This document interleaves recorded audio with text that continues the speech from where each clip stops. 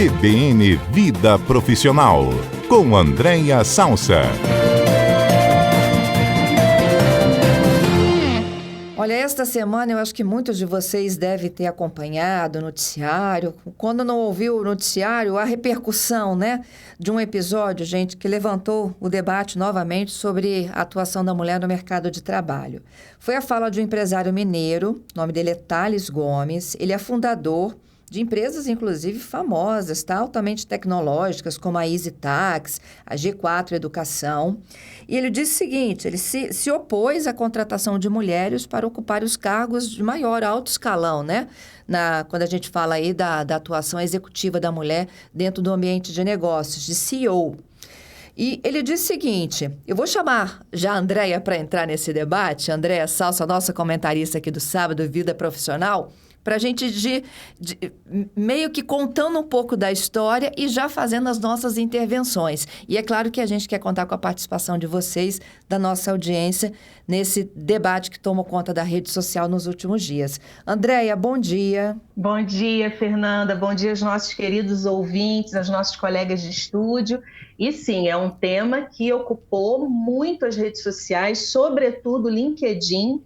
Quem consome LinkedIn, acho que foi quase impossível não ver essa repercussão. E é uma repercussão, Fernanda, que a gente poderia trazer aqui para outras trilhas do nosso CBN profissional e que caberiam, por exemplo, gestão de crise, o uso indevido de redes sociais na carreira e que a gente já trouxe, inclusive, aqui como temática. Embora, Fernanda, tenha uma teoria aí que parece que o moço fez isso de forma proposital, porque ele queria estourar a bolha dele e ser conhecido. De certa forma, se isso é verdade, ele passou a ser conhecido porque muitas pessoas não conheciam essa figura, porque ele tinha uma bolha muito específica e é inegável que ele estourou a bolha. Mas, independente disso, ele teve que gerenciar ali uma crise, talvez ali o uso indevido das redes, mas hoje eu acho que vale muito a pena a gente se deter aqui ao tema da mulher no mercado de trabalho, porque me parece que a essência aí da polêmica foi nesse sentido, Fernanda? Ele foi responder um questionamento na rede social dele, sobre a situação da mulher dele, não sei se é noiva, mulher, enfim. E ele disse, Deus me livre, mulher CEO. Ele teve que voltar, depois de tanta repercussão, fazer um comunicado aí pedindo desculpas, de que realmente teria se colocado mal, nessa resposta. Mas só que no dia que ele fez essa argumentação de que Deus me livre, mulher CEO, ele contextualizou, essa fala absurda dele, diz que o ambiente executivo ele é muito masculinizado e que quando a mulher vai para um cargo de gestão, ela deixa tudo em quarto plano. O quarto plano é a família, é o lar, os filhos, e que ela foca na carreira. Bom, que a gente tem quarto plano, Andréia, eu sei que a gente tem 4 jornadas, Pois é. E ele só tinha uma, e perdeu, inclusive, depois dessa fala absurda, ele perdeu uma das funções que ele tinha de CEO, de um desses negócios, e que passou a ser ocupado por uma mulher para mostrar que, de certa forma, a gente não só dá conta, estamos nos preparando, e muitas de nós já preparadas para ocupar cargo de CEO, como qualquer cargo que a gente vier a disputar. Pois é. E por que é tão importante a gente trazer essa temática hoje no nosso quadro? Porque a gente está, independente do quem concorda, quem discorda, a gente tem dados pragmáticos de realidade que falam dessa diferença ainda, Então, eu trouxe aqui pelo menos 3 iniciais para a gente colocar na mesa para os nossos ouvintes, que tem a ver com diferença salarial, que as mulheres ganham em média 22% menos do que os homens no Brasil, de acordo com os dados de 22 do IBGE, e mesmo com qualificação igual ou superior, as mulheres continuam recebendo menos em quase todos os setores da economia. Quando a gente vai para a representação em cargos de liderança, a gente vê que, embora mulheres representem cerca de quase 44% da força de trabalho no Brasil, elas ocupam apenas 37% dos cargos de gestão, segundo um relatório muito sério, que é um relatório global do Fórum Econômico Mundial. E, por último, Fernando, o desemprego feminino, que as mulheres também enfrentam taxas de desemprego mais altas. Em 21, a taxa de desemprego feminina era de quase 15%, enquanto a masculina era de quase 10%. Então, a gente parte para esse debate trazendo que se tem uma coisa positiva que esse moço fez, foi trazer essa temática para a gente ter a oportunidade aqui de discutir, porque é um dado de realidade, ainda existe muita diferença, e eu queria até trazer um pouco, Fernanda, porque, e não é defendendo o rapaz não, tá? Porque eu acho que se ele tivesse parado na primeira resposta, porque a pergunta foi assim, né? Se você tivesse, como você já bem falou, que ter uma noiva, você ficaria noivo de uma mulher CEO?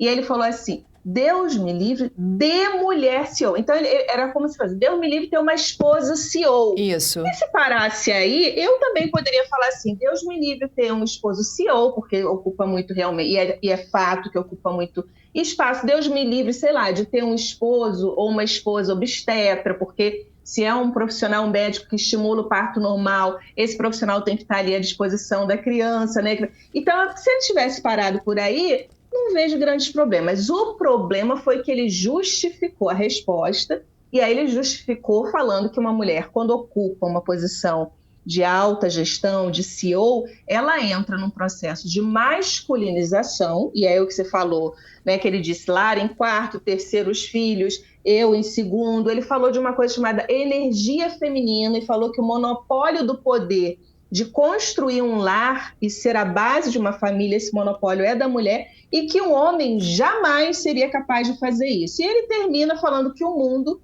começou a desabar exatamente quando o movimento feminista começou a obrigar a mulher a fazer papel de homem. Então, me parece que a grande problemática nem foi ele falar que não se casaria como a CEO, porque ele tem todo o direito, mas foi ele sustentar e estabelecer onde é o devido local da mulher. E por que a gente está trazendo uma pauta de uma pessoa que talvez muitos ouvintes nem saibam? Porque essa narrativa, Fernanda, não é só desse rapaz, né? Isso aí. É uma narrativa que tem nos gerado dificuldades adicionais, inclusive trazendo aqui também um dado, né? A gente sempre traz aqui nos nossos quadros, né? Sustentação conceitual, teórica de estudos, que é um outro dado do IBGE, que fala sobre jornada dupla, que diz, além do trabalho formal, as mulheres dedicam mais tempo às tarefas domésticas e cuidados com a família. Então, de acordo com o IBGE, as mulheres gastam, em média, 21,4 horas por semana em trabalho doméstico não remunerado,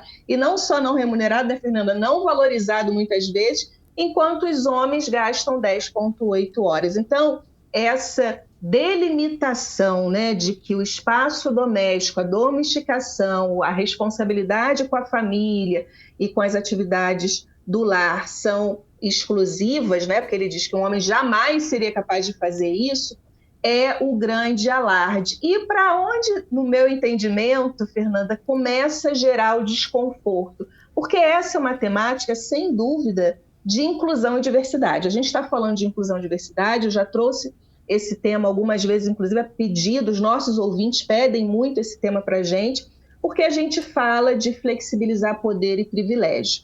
Porque o que está acontecendo aí do ponto de vista do movimento de nós, mulheres, no mercado de trabalho? Porque enquanto a gente acumulava isso, que inclusive o indicador do IBGE traz da dupla jornada, até, né, ok, mas o que acontece agora é que a gente questiona exatamente essa narrativa que o rapaz trouxe de que se eu tenho um lar e eu tenho um companheiro ou uma companheira, é o nosso lar, não é o meu lar. Se eu tenho um filho, uma filha ou filhos, filho é um projeto de casal, então essa responsabilidade não é só minha, é nossa. E isso altera a correlação de forças. E, no meu entendimento, esse que é a grande tentativa, né, de frear esse movimento forte das mulheres, de não assumirem cargos no mercado e acumularem essa atividade doméstica, porque, inclusive, as escolhas de companheiros hoje passa pela responsabilidade também do companheiro assumir casa e filhos. Então, me parece que essa é a grande temática aqui para a gente trazer para discussão, e não tem nenhum problema, né? Mulheres que gostam de cuidar do lar e têm um lugar muito prazeroso, lógico, em cuidar dos filhos. A gente ama os filhos e cuidar do nosso lar, da nossa família, do nosso companheiro, não tem problema. O problema é quando isso é atribuído à natureza da mulher e fica apenas para ela essa condição, inclusive com uma afirmação que os homens são incapazes de fazer isso. Aí eu entendo que a gente tem um problema. E eu queria, Fernanda, trazer, inclusive já recomendar para os nossos ouvintes, homens e mulheres, né? Não é um livro exclusivamente para mulheres, que é um livro de uma filósofa francesa que está tendo muita repercussão aqui no Brasil, chamado Gisele. E aí tem um sobrenome super difícil, mas eu fui lá no Google Tradutor para ver como que se pronuncia o sobrenome dela. É Tilek, mas não se escreve Tilek, tá? É um nome bem diferente assim, mas é Gisele, que é uma francesa. E ela diz assim no livro dela, o livro que se chama Subversivas, a arte sutil de nunca fazer o que esperam de nós. E ela diz, nunca tivemos o gene do ferro de passar roupa. Essa atividade não está codificada em nosso DNA, apesar das prescrições precoces dos catálogos de brinquedos de Natal, feitos para nos iniciar nas artes domésticas e ativar nosso gosto por nossa própria domesticação. Nunca tivemos o gene que nos faz estar a serviço de outra pessoa. Então, me parece que essa é a grande temática, né? Essa associação natural de que a mulher naturalmente deveria estar dedicada a filhos e lar, né? E quase que exclusivamente uma incapacidade natural do homem não assumir. Então, me parece que essa é a grande discussão, e eu fiquei muito feliz, inclusive, com a repercussão enorme de mulheres e de homens, porque, né, a gente também precisa, né, Fernanda, de homens que nos apoiem, porque sozinhas a gente não consegue avançar. Então, me parece que essa é a grande discussão aí. E a gente está num Brasil, Andréia, em que as mulheres são maioria, né? Nós temos também, proporcionalmente, o maior nível de escolarização de mulheres do que homens nesse mesmo Brasil. E num Brasil que tem diferentes modelos de família. Não necessariamente essa família que ele está falando aqui, ó, que é o CEO que vai para o trabalho e a mulher fica com a jornada da casa e dos filhos. E das mulheres que estão sozinhas com as suas famílias nos seus lares. Sem dúvida. E das mulheres que optaram, e dos homens e dos casais, em não terem filhos, né? Também. Porque essa é uma grande questão. Então, esses diferentes arranjos familiares, né? E aí a gente, de novo, é uma temática de inclusão e diversidade, que a gente está falando de casais homoafetivos, a gente está falando de vós, né? Que criam seus netos, porque às vezes, por qualquer motivo aí de ordem social, a mãe ou o pai não conseguiu dar conta. Então, a gente vive em muitos modelos familiares, né?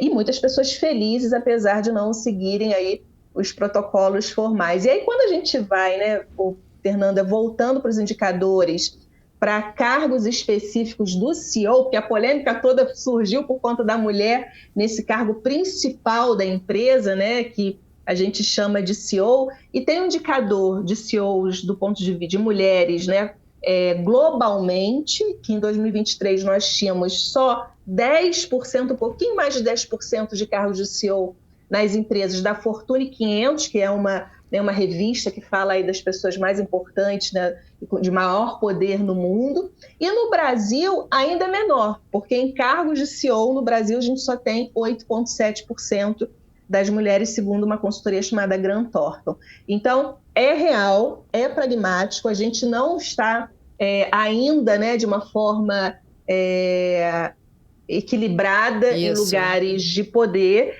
E aí eu de novo, vou citar aqui uma outra parte do livro da Gisele, que ela diz que sair da domesticação para entrar para a civilização, escolher as conversas, sentar-se ao centro, à mesa do mundo, guardando dentro de si o segredo de sua essência inalterável, que é ter vindo ao mundo pelo ventre das mulheres e não pela palavra dos homens. Então, embora a gente tenha, né, Fernanda, 50% de mulheres no Brasil, 100% veio de uma mulher. Homens e mulheres, todos vieram aí do ventre das mulheres. Então, aqui não é nenhuma narrativa de nós contra eles, até porque os homens são muito importantes, eu, inclusive, acho, enquanto mulher, que a gente tem muitas lições a aprender, mas eu acho que é um nós por nós, sabe? Eu acho que o quadro de hoje é um nós por nós, eu acho que as redes se manifestaram muito nesse sentido e entendo que essa manifestação ela foi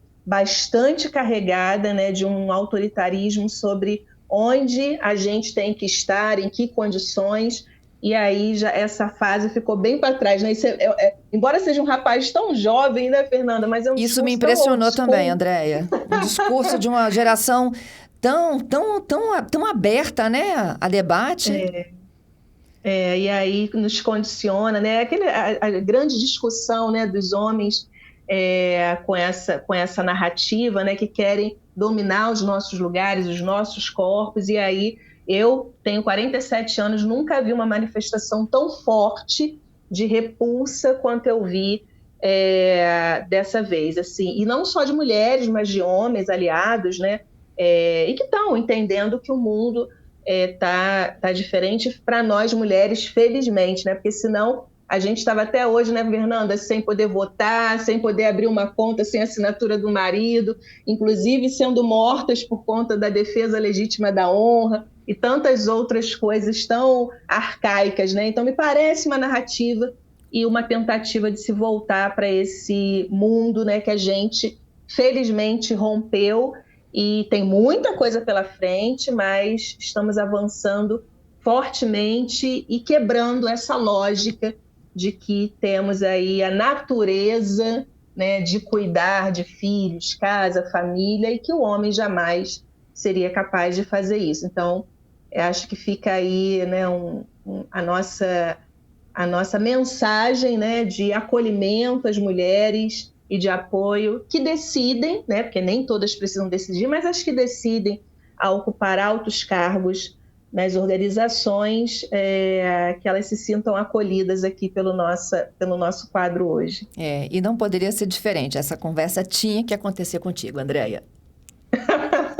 Pois é, eu sou aí quem me acompanha sabe o quanto eu sou uma aliada, né, de mulheres em lugares de poder, porque a gente precisa escrever uma história mais igualitária, né, com mais respeito, e tem sido aí uma jornada pessoal, né, e ter o presente da CBN em a gente ter essa pauta, né, para falar de forma muito séria, muito racional, com indicadores, né, com pragmatismo, e respeitando, né, todos os lugares onde cada mulher deseja estar, mas não associando, né, a um direcionamento que outra pessoa, especialmente um homem, queira dizer onde a gente quer, né?